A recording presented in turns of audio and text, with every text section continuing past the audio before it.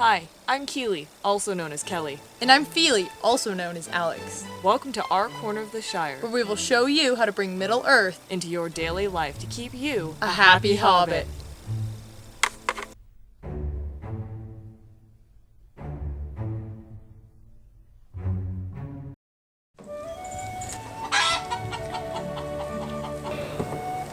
Welcome to this episode of Happy Hobbit. Goats can be found all throughout Middle-earth, and I've been raising them and showing them at the Mitchell-Delving County Fair since I was 9.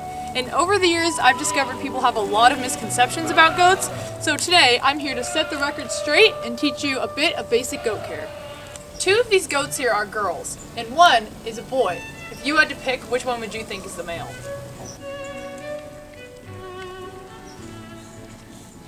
Some of you may have picked this goat because of her big horns, but she's actually a mother and a doe, and her name is Cora.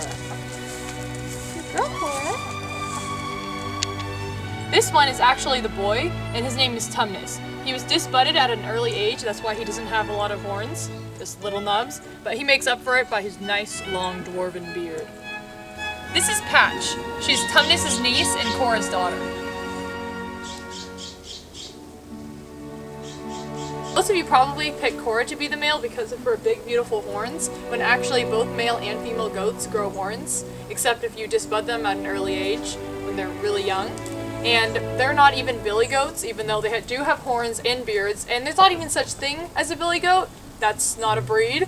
It's just in storybooks for little hobbits, when really they're boar, Nubian, and Kiko crosses. What Cora's doing right now is chewing her cud, and what they do is they regurgitate what they've already eaten in the day to chew it up again and then swallow it to help their digestive process. A lot of people ask me if because she's a girl, does that mean she can get milk, and is she a dairy goat?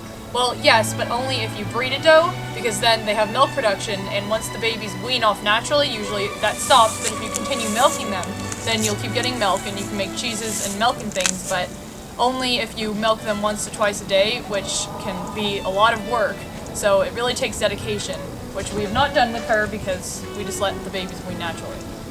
Contrary to popular belief, goats don't actually eat everything, and they're very finicky eaters, and they have their specialties that they like. They aren't exactly like hobbits. Tumnus here, he does like to eat more random foods than the rest of them, and some of their favorites are actually Cheez-Its, but they don't eat tin cans, and he's actually the only one out of all 3 of them that will eat just random weeds, whereas they will only eat like special types of grasses or certain types of crackers, so they're a lot more finicky than it seems. To keep your goats happy, you're going to want a really nice spacious pen like this one, so they have plenty of room to run around and play, because they're very playful animals, and they do a lot of that in their day. And giving them a toy like this that can double as a lounging area is really important because they have spots to climb, there's spots to sleep, and like this tree here too, they have another place to climb, whereas Patch loves to climb all the way up there. She's kind of crazy. And you also need a very nice house for them to be in when it rains to keep them safe, obviously, because even though they can be fine in the rain, it's not that big of a deal. They don't particularly like getting wet, don't like their faces getting wet, so it's best to keep them in here. And you don't want them getting cold and wet either. They can all go and cuddle up in there. Hi guys, is this your house? You want to show us your house? Of course, your goats will need plenty of fresh water, which we have an automatic water so it continuously refreshes itself, and food twice a day. We give them grass hay in the morning and at night because they love it and it's good for them. As you can see here, Tumnus is pushing her off because he is the top goat in the pecking order, and he likes to be on the highest part of the toy, that's this wooden thing here, so that he can have this spot, and he's in charge because he's the biggest and the strongest, and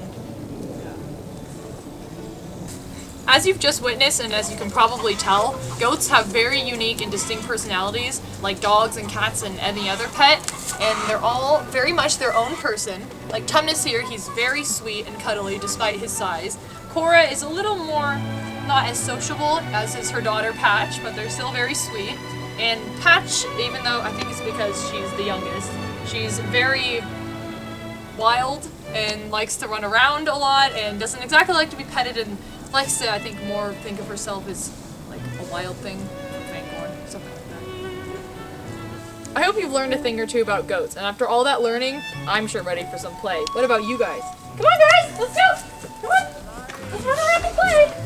Don't you guys want to play? Oh, okay.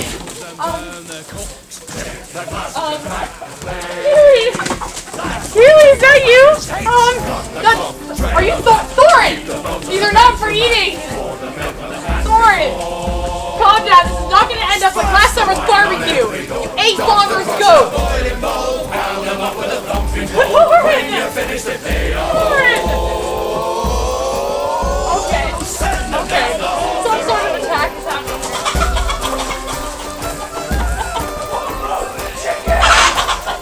What about those? Am I being serious?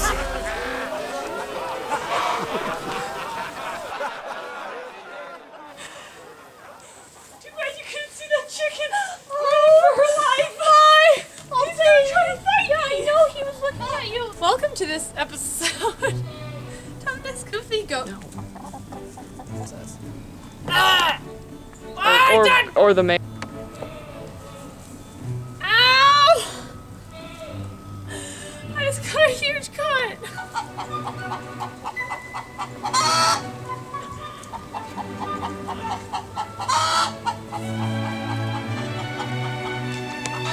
Tumnus, are you a cameraman? I'm worried that they're gonna be evil now. You're not evil, Thorin is. Oh.